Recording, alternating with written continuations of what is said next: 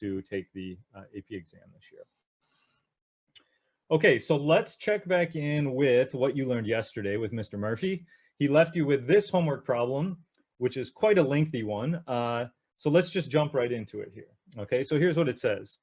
Windmills generate electricity by transferring energy from wind to a turbine.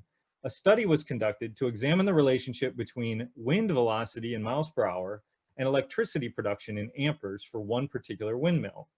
For the windmill, measurements were taken on 25 randomly selected days, and the computer output for the regression analysis for predicting electricity production based on wind velocity. So I'm actually going to pause right there because they've given away the two variables for this problem.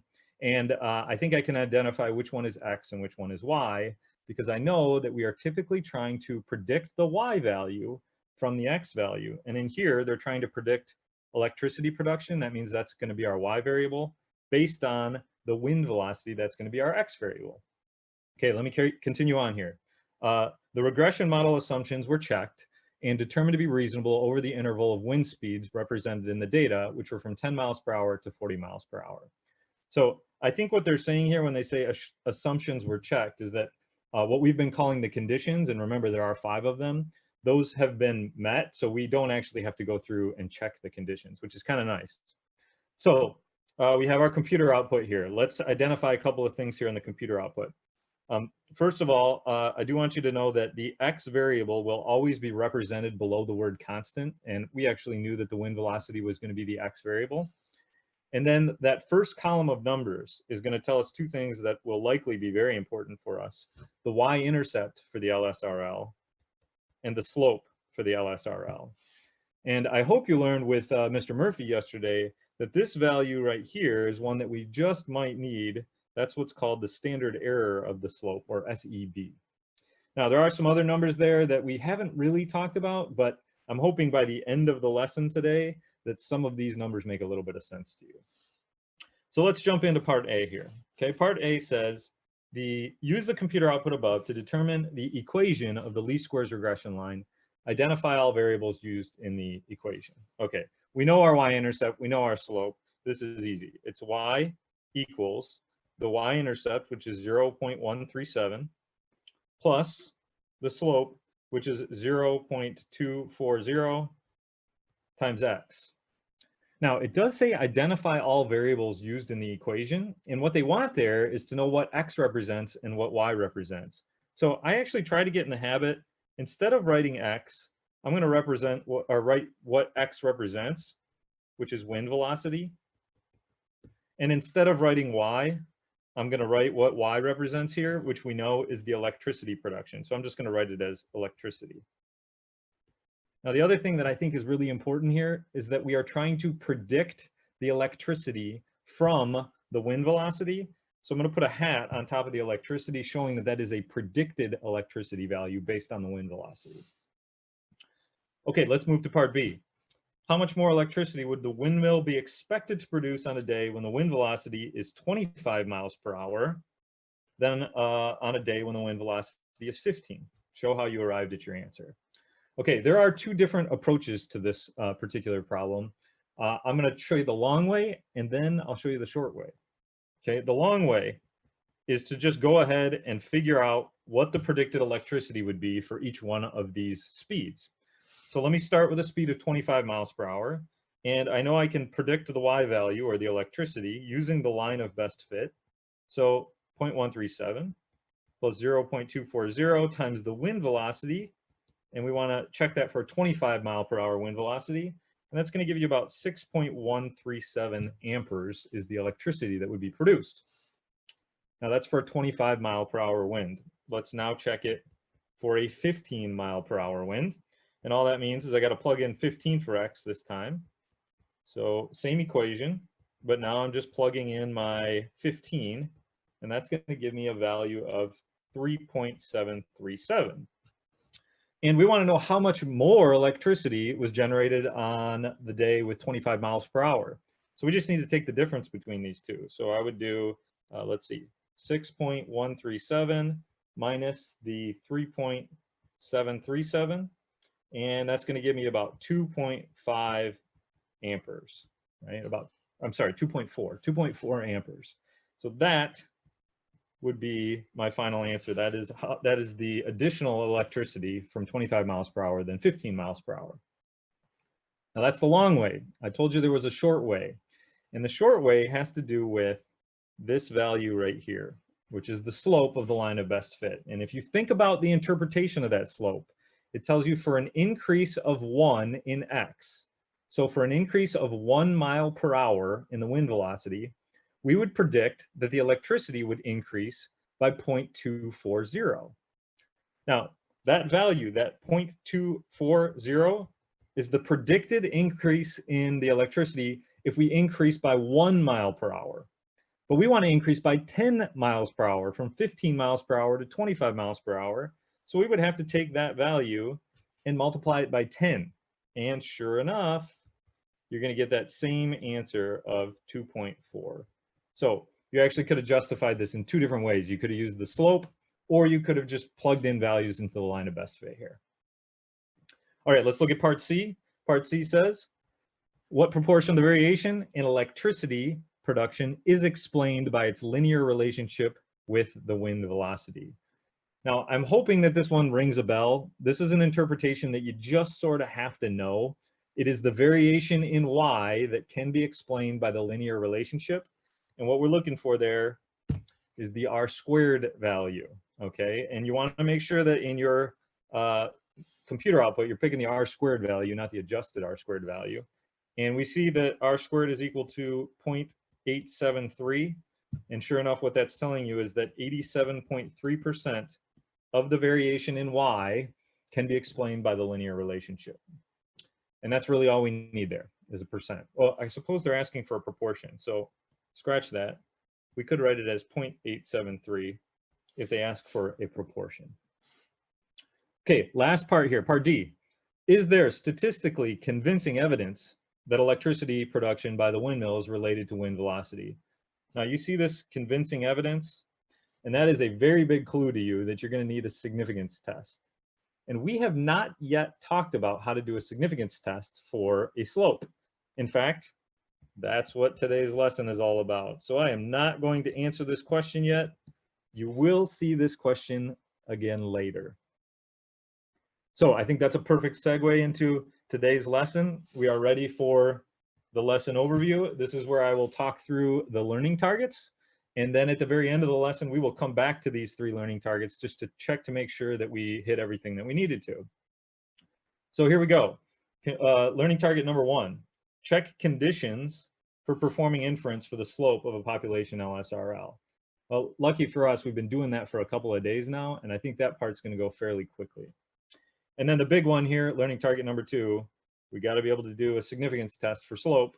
And just like we're getting in the habit of at this point, I'm going to use the 4-step process of state, plan, do, conclude. And then finally, we're going to make a connection between what Mr. Murphy taught you yesterday and what I'm going to teach you today. And that's to make the connection between a confidence interval and a conclusion for a significance test, because they are very closely related. So we will check back in with these 3 learning targets at the very end of the lesson, but I believe we are now ready to jump into today's activity. So here we go.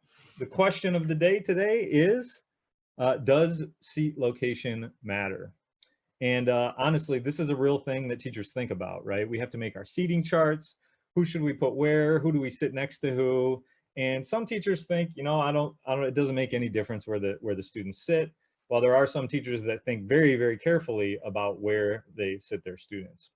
And my hypothesis has always been that the front seats, right in the front of the room, those are the best seats in the house, because that's where the best learning occurs. And so this whole experiment was done to see if that's actually true. So let's dig right in and see what it says here, okay? Do students who sit in the front rows do better than students who sit farther away? Mr. Wilcox randomly assigns his students to rows at the beginning of a semester and then measures their exam scores at the end of the semester. Following are the results. So I did this a couple of years ago. This is real data. This is what I found, and you see the scatter plot there. Now, just to be clear about row number here, if you look at this little picture at the top, if this were the front of the room, then I'm thinking that the front rows are the best rows. That's going to be row 1. So I think that row 1 is going to be the best seat in the house, okay? And then we just count backwards from there. So, you know, this is row 2, this is row 3, and so on. Now, I only had 5 rows in my particular classroom, so you're going to see in the data, when you look down here at the x-axis, that that is just the rows there, okay? So, let's take a look at the data. Now, the scatter plot here, you can see that we are graphing row on the x-axis. That's our explanatory variable. And the exam score at the end of the semester, that is our response variable. And I think you can see here from the scatter plot that we have a fairly weak negative linear relationship, but there certainly does appear to be a negative linear relationship here, even though it's not super strong. And you can look at the computer output here in order to confirm some of that stuff. And certainly we're going to be needing some of the values in this computer output here. So let's just identify, first of all, that score is our y variable and row is our x variable.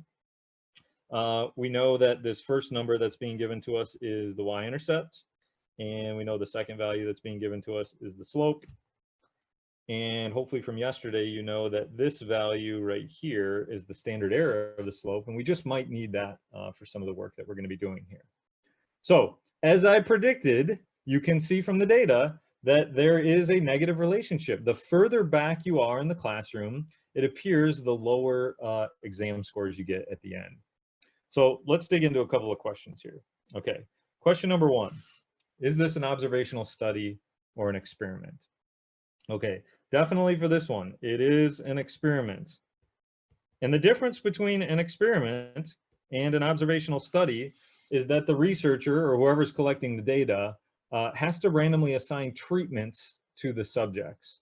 And I did assign row numbers to the students, right? I randomly assigned them a row. So we're going to say here the big difference between observational study and an experiment. For the experiment, the teacher or the researcher is imposing a treatment. And I'm even going to identify what the treatment is here. The treatment for the students that they were randomly assigned was a row, right? Each student was randomly assigned to one of the 5 rows.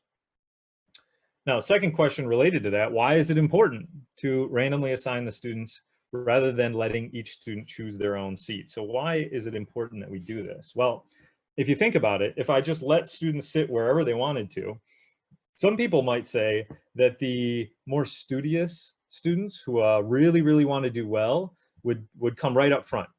And those students that are trying to hide out or maybe want to goofball, they would sit way in the back, right?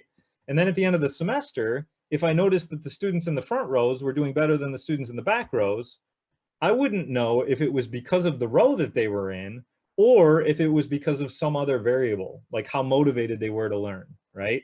So that's why we need random assignment, is to help us out with all of these other variables that are there. And the idea is that when we randomly assign students to their row, we're also sort of randomly distributing all of these variables throughout the room. So there might be some super motivated kids that end up in the front and some in the middle and some in the back. But we're sort of evenly distributing them so that each group or each row is roughly equivalent, right? So that the only difference between those groups is the row number. So let me try and capture this. The big idea here is about the purpose of random assignment.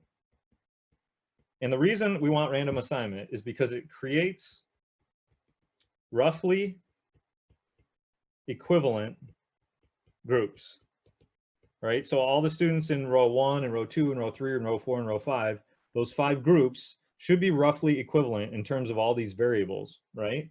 So that if there's a difference in the end, I know that the difference happened because of the row, not because of some other variable. This is what allows us to show causation, right? That the row caused the scores to go down. So I'm going to add that into my solution here. I'm going to say, which allows us to show causation. So there's an important connection that we're making here. This is a really important connection about the purpose of random assignment. And the purpose of random assignment is so that in the end, if we have statistically significant results, we can say that there's some sort of causal relationship between X and Y. Okay, the equation of the least squares regression line. We're getting really good at this. We know what our y-intercept is. We know what our slope is. I'm going to go right to even using the variables. The y variable here is the exam score, and it is what we're trying to predict. So the predicted exam score equals, and I'm going to go with my y-intercept, 88.07, minus 2.53, that's my slope. And then my x variable here, oops, is the row that they are in. Okay, so my x variable is row. Now I am noticing one thing that I'm going to want you to fix real quick here. This right here, this should not say score. We're going to get rid of that. That should definitely say row. That will always be your x variable there, and we definitely know the x variable here is row. All right, so we got our equation here, the least squares regression line, and we are ready to interpret the slope. Well, the slope here, we know what the slope is. It's negative 2.53. And we've already had some practice with interpreting the slope, so I'm going to go right into it here. For each additional increase of 1 in x, now in this case it's the row. So for each additional row, when we move back one row, the predicted exam score decreases by 2.53 points. Now, just to check in here, why did I say decreases? Well, that's because of the negative slope. And actually, we knew that by looking at the scatter plot, that we have a negative relationship here, right? So for each additional row, that's for each additional x value, make sure you have the word predicted, and then you got your exam score, that's the y value, right? This is my x, this is my y, decreases by 2.53, and then I've included some units here of points, right? So we do have a negative slope. It appears that each time you move back a row, your exam score goes down by about 2.5 points, right? Now that could make all the difference for your final exam score here. Okay, now we've got two final graphs here, and these are graphs that we've looked at for the past couple of lessons. But the question says, what information does each of the following graphs reveal? Okay, so first of all, let's identify what each one of these graphs is. The first one, of course, is a residual plot. And there's actually some really important information that we're getting from this residual plot. The first of which is that we don't see a real clear leftover pattern. You don't see like a U shape or an upside down U shape. I call it a smiley face or a frown face. You're seeing pretty even scatter above and below. And so I'm going to say no clear leftover pattern. And so what this is telling me is that this relationship that we started with in the scatter plot is somewhat linear, right? We have a linear relationship here. So I'm going to say that this indicates linear relationship is appropriate. All right, that's the first thing. Now, the second thing that's important that we see in the residual plot here is that for each x value, if you look at each one of the x values, the distribution of the y has about the same variability, right? There's like sort of the same spread on each one of these. We're not seeing like a big increase in spread as we move to the right or a big decrease in spread as we move to the right. So I'm going to say here, for each x value, which is for each row, the variability of the y variable, which is the scores, is about the same. Right? We have about the same variability. So those are the two important things that we get from that first residual plot. Now, the second picture that you see there, you see residuals, but this is not the same as a residual plot because it's not a scatter plot with two variables. It is one variable residuals. This is just simply a dot plot of the residuals. Now, here's what we want to look for in the dot plot of residuals. We want to check to make sure that we don't have strong skew or outliers, so that it appears that this could have come from a somewhat normal distribution. And certainly it doesn't appear that we have any outliers or strong skew. So I'm going to say no strong skew or outliers. Now, of course, the reason we're looking at these two graphs here is we're setting up for inference for slope. And what we're really doing here is we're checking some of the conditions. So let's make clear which condition we were checking. In this first one, no clear leftover pattern indicates a linear relationship is appropriate. That's going to become the linear condition when we get to the significance test. The second one, for each x, the variability of y is about the same. We're going to call this condition the equal standard deviation condition. And then the third one here, no strong skew or outliers, that's what's going to become the normal condition, right? Which says that for each x value, the distribution of y values is approximately normal. So I think we've done most of the legwork here in preparation for inference, for a significance test. And we are now prepared to do a full significance test, 4-step state plan do conclude. All right, so here we go. Question says, do the data provide convincing evidence of a negative linear relationship between rho and score?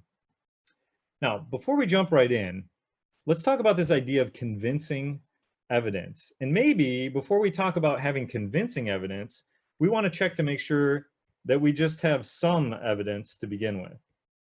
So the question is, do we even have some evidence of a negative linear relationship between rho and score?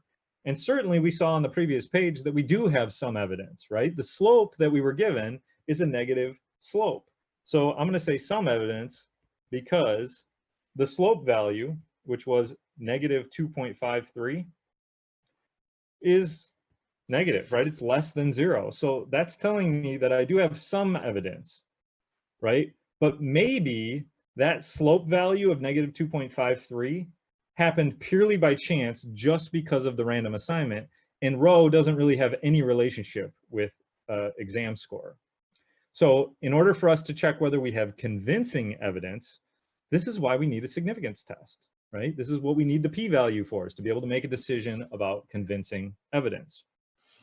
So let's jump right in. All right, in the state, we're going to start with our parameter. And actually, the statistic here, we just identified the statistic.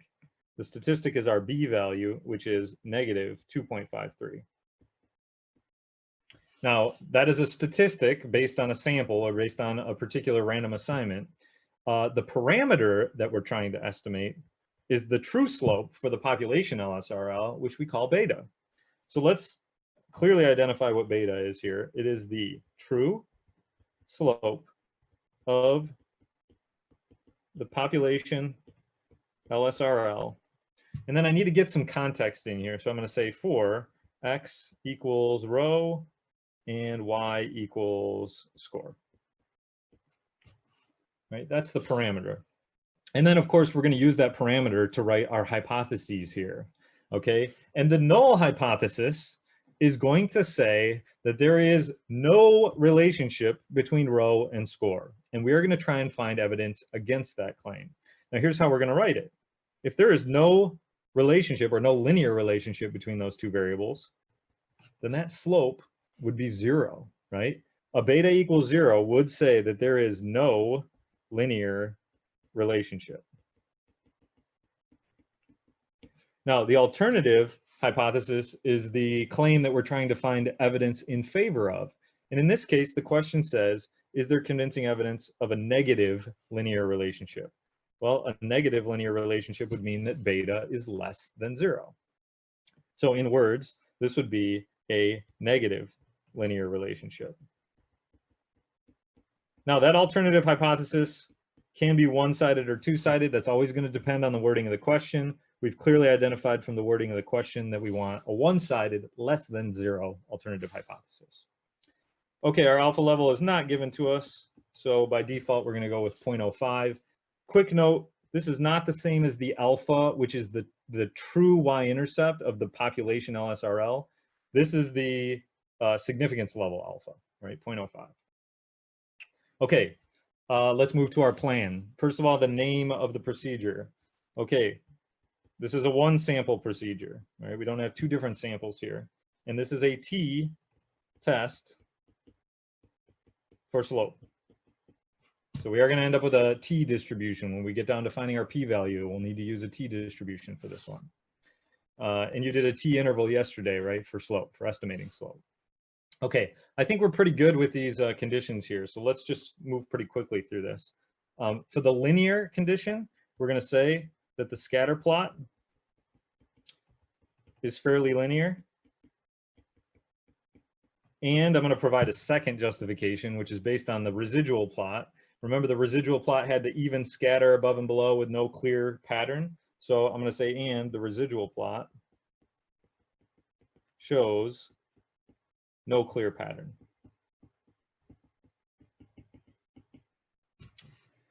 All right, independent. Well, we know that's the 10% condition, which says that the sample size of 30 is less than 10% of the population of all students.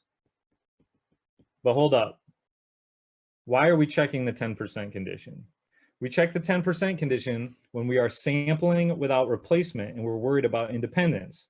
And in this context, are we sampling without replacement? No, this was a problem that dealt with random assignment, not a random sample, okay? So we don't have a random sample here, which means we are not sampling without replacement, which means we do not check the 10% condition here because there is no sampling without replacement, right? We had random assignment here, but we didn't have a random sample. Okay, moving to the normal condition. That's where we check the dot plot of the residuals. And we said on the previous page that dot plot had no strong skew or outliers, which means for each x value, the distribution of y values is approximately normal. Okay, equal standard deviation. That's where we looked at the residual plot and we wanted to check to make sure that for each x value that the variability was about the same for each one of the y values. So I'm going to say that it shows similar variability for each x value. All right, and then finally the random condition. We've talked about this one a little bit here. Not a random sample this time, but we did have random assignment.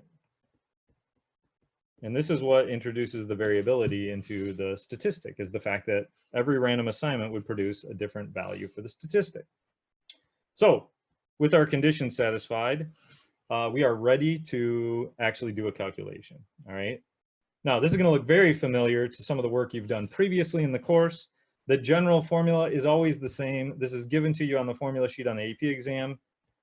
If we are looking for the standardized test statistic, it is equal to the statistic minus the parameter, all divided by the standard deviation of the statistic, or the standard error most often. So the specific formula here, all right, we know we're going to have a t-test statistic here because this is a t-test. And let's think about the correct notation here. The statistic is the sample slope. The parameter is the population slope. And then we want the standard deviation of the statistic, but in this case, we're going to have to use the standard error of the statistic or the standard error of B. And I think we're ready to plug in some numbers. We already know our sample slope, negative 2.53. Now for beta, we're going to assume the null hypothesis is true. And so we're going to plug in 0, 0 for beta. Now the standard error for B, we need that from the previous page. That is right here at 1.11. So that is my standard error of B, 1.11. And if you plug that into your calculator, you will get a t-test statistic of negative 2.28. So let's go ahead and record that as our test statistic, negative 2.28. We are 2.28 standard deviations or standard errors below the mean. Now for the picture, I'm going to give you two pictures here, the unstandardized as well as the standardized. So let me start out with the unstandardized, which is the sampling distribution of B, and it is approximately normal. And we are gonna assume the null hypothesis is true, which says that beta is equal to 0. So the mean is 0. And then the standard deviation of this, if I were to just use notation, it's the standard deviation of B, or the standard deviation of the sampling distribution of B. Now, the reality is we don't know that, and we're going to have to use our sample to try and estimate that. And so what we do is we use SEB to estimate that standard deviation. And in doing so, when we standardize and we use the standard error of B, the distribution turns into a t distribution, which is a little bit more spread out, not quite as tall. There's our standardized distribution, which is a t distribution. And we need to know the degrees of freedom, which Mr. Murphy talked about yesterday for our 2-variable analysis is n-2. We had 30 students in this sample, which means our degrees of freedom is 28. There we go. This is a standardized distribution, so 0 is at the center. Now, in order to get the p-value, we need to know how likely is it that just because of the random assignment, we would get a sample slope that we got or farther from what's expected. Now, the sample slope that we got was negative 2.53. So this right here is the p-value that we're looking for, right? Shading away from the center, consistent with the alternative hypothesis less than 0. Now, in the standardized picture, once we standardized that b value, we got a t-test statistic of negative 2.28. And so now this area should be the same as the area in the unstandardized picture. That's our p-value. Now, in order to get that, this is a t distribution. And to get the area underneath a t distribution on your calculator, you can use TCDF. And you would give it the lower bound, negative 9999, the upper bound, negative 2.28, and then the degrees of freedom, which is 28. And I'm going to tell you what that comes out as. The p-value here is going to be about 0.015. And I try to get in the habit of making the test statistic and the p-value really stick out, because those are the important things that we need there. So I put a box around those. Now, real quick, look at that t-test statistic and that p-value. And let me go back to the previous page in this computer output here. And I'm hoping you notice something here. Right there, that's your t-test statistic, right? The computer output actually did that for you. And you would think that the next thing over right there is going to be your p-value. But it doesn't match because we had 0.015. But here's the deal. The p-value that you see in the computer output is always a two-sided p-value. Think about it. If we doubled our p-value, there it is, 0.03, right? So the t-test statistic and the p-value are actually given to you in the computer output. All right, we are ready to write our conclusion here. And remember, I always write 2 sentences for my conclusion. The first is interpreting the p-value. All right, so here we go. Assuming the null is true, in this case, beta is equal to 0, there is a, and then we give our p-value 0.015 probability of getting a sample slope b of negative 2.53 or lower purely by chance. Right? All I'm doing there is I'm interpreting this p-value. It's this area in the curve there, right? So make sure that you have your assuming the null is true, you got your probability, you got your or lower. And then the second sentence, this is probably the one you're more familiar with. This is where we're going to make a decision. Because the p-value, which is 0.015, is less than the significance level alpha of 0.05, we are going to reject the null hypothesis. And we do have convincing evidence. And now I'm just going to go back to the wording of the question here, right? Convincing evidence of, and I got all this here, negative linear relationship between row and score. Okay, so that concludes the significance test. Now, I do want to show you how you can do this on your calculator. So if you want to grab your calculator, you can do so. If you want to just follow along, you can see on the screen what I'm doing with the calculator. But the calculator will do all of this stuff for you. It's a nice way to check your work. So here we go. Now, the first thing you would have to do is to input the data. So you go to Stat and then Edit. And I've gone ahead and already put the numbers in. So you see all of the rows in list 1 and all of the scores in list 2. And then I go to Stat, Tests. And if you scroll way down, you're looking for the linear regression t-test. So there we go. The linear regression t-test here. If you hit enter, it's going to ask you where you put your x and your y values. Then it's going to ask you for your alternative hypothesis, and I've got it at less than 0 here. You can leave this one blank, and you can go right to calculate. And sure enough here, we get our t-test statistic, which matches with what we had in our calculation, and then the p-value, which matches with what we had, along with some other things, the degrees of freedom, the y-intercept, the slope, standard deviation of the residuals, even your r-squared and your r values are given to you there as well. So this is a great way to check your answer. Now, the other nice thing that you have on your calculator, which I know is coming up in the next question, is to do a confidence interval. So I'm going to go down now to linear regression. I'm sorry, test. Let me go over to test. I'm going to find the linear regression t interval, which is right below the test. There's the test. There's my t interval. It's going to ask you for the same things, right? Which lists? I'm going to want a confidence level of 95%. And I'm going to hit calculate. So go ahead and write these numbers down. We got negative 4.805 and negative 0.2615. That is our confidence interval. So I want to jump back into the activity here, and let's just finish up with this confidence interval and see if we can see the connection between the confidence interval and the significance test here. So here we go. Last question. My confidence interval, which I got from the calculator, is negative 4.81. I'm going to round it a little bit to negative 0.26. That was my confidence interval. And we want to show that this is consistent with the significance test. Well, if I were to interpret this interval, I would say we are 95% confident that the true slope of the population LSRL is between negative 4.81 and negative 0.26. Now, these are all of the plausible values. And what I notice here is that all the plausible values are negative, right?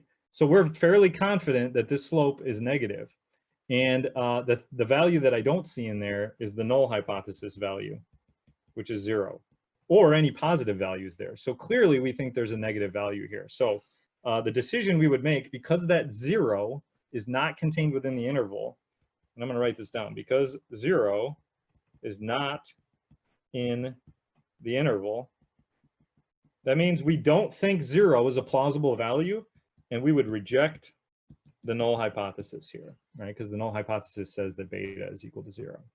And sure enough, reject the null hypothesis is precisely what we said when we did the significance test.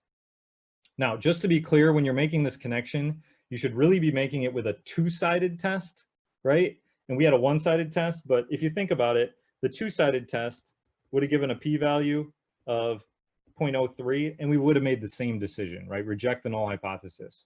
So whether we use a significance test or a confidence interval, in either case, we're going to reject the null hypothesis. Okay, I think we are ready to try and summarize what we learned here. I'm going to go back to the 3 learning targets that we started with at the beginning. So let's start with the conditions. So learning target number 1 is the conditions.